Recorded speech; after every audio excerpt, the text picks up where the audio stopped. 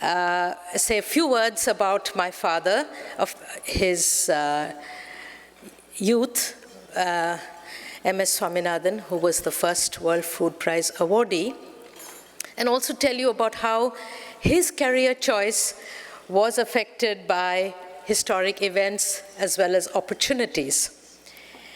My grandfather was a physician, and so the family decision was that my father should also become a medical doctor.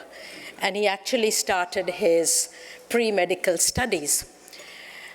And this was in 1943, and we had in India the disastrous Bengal famine, which killed about 3 million people. There were about 3 million, at least, starvation deaths. And this affected him deeply, and he decided, I think without telling his family, to give up medicine and go into the study of agriculture. He did his undergraduate and graduate degree, but again, his widowed mother and family wanted him to start a profession and get a salaried job, stable job as quickly as possible.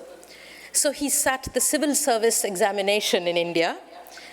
Once you're in the civil service, you're taken care of. It's a lifetime job. And he did get into the Indian police service. Those of you who know him, I can't imagine him as a policeman, but he wouldn't raise a word against anybody. But again, opportunity came, and this was a UNESCO fellowship.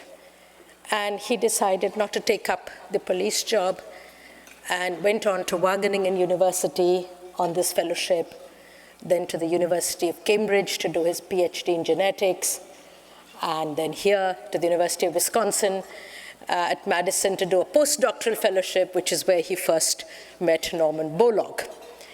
And after this, he decided, he was offered a faculty position, but he decided to go back to India because he trained himself in genetics to work on feeding the poor and the hungry, starting from feeding those in India. So I think events and opportunities are very important in shaping the future of youth. And so today, on this note, I'm happy to bring Tim in here from the Hunger Project.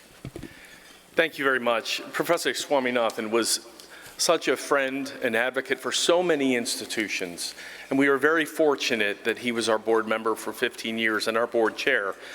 And he was absolutely fundamental to the way the Hunger Project does its work, with the community first and with the community in mind. From Burkina Faso to Mexico to India and Bangladesh, he always emphasized the important voice of the community.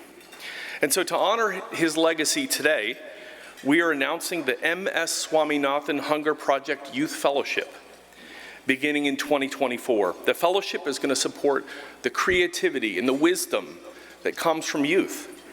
And we know the next generation has such enormous power to bring change, systemic change.